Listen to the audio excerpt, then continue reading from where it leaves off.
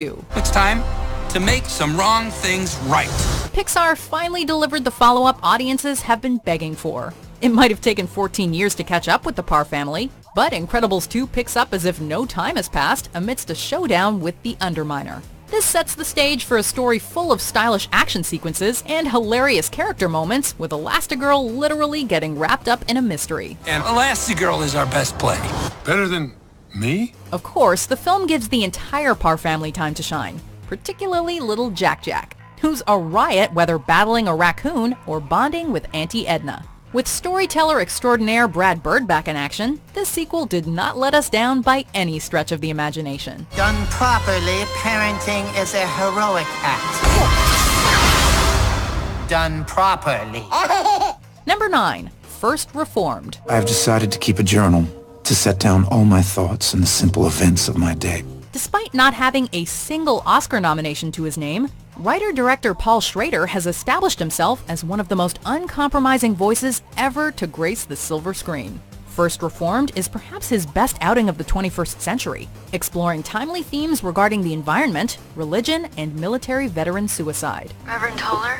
Yes, Mary. You must come over. You must come over now. While we've seen these issues touched upon before, a film as surreal and provocative as this only could have come from Schrader's perspective. First Reformed functions as who's either a martyr doing God's work or an alcoholic eco-terrorist about to crack.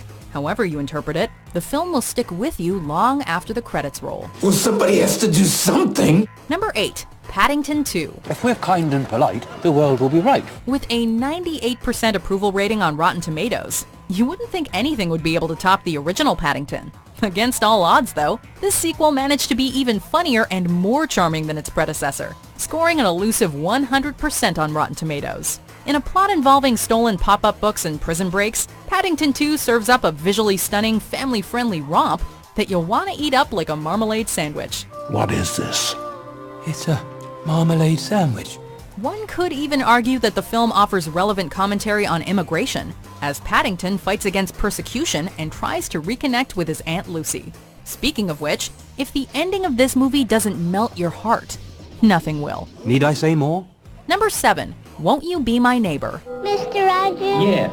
I want to tell you something. What would you like to say? I like you. If you grew up watching Mr. Rogers' Neighborhood, you will certainly have a strong connection to this documentary. Of course, even if the show wasn't a staple of your childhood, you might be surprised to learn just how influential Fred Rogers was. In addition to lessons on friendship and art, Rogers was not afraid to tackle topics like depression, persecution, and death. I've always felt that I didn't need to put on a funny hat or jump through the hoop to have a relationship with a child. In addition to younger audiences, Rogers' sincerity and reasoning could even resonate with adults, most notably during a U.S. Senate meeting regarding government funding for PBS. While the film doesn't shy away from Rogers' imperfections, it's ultimately a celebration of his life that reminds us that anyone can make a difference by simply being neighborly. It's an invitation for somebody to be close to you. Number 6. Annihilation. These aren't decisions, they're impulses. Following Ex Machina,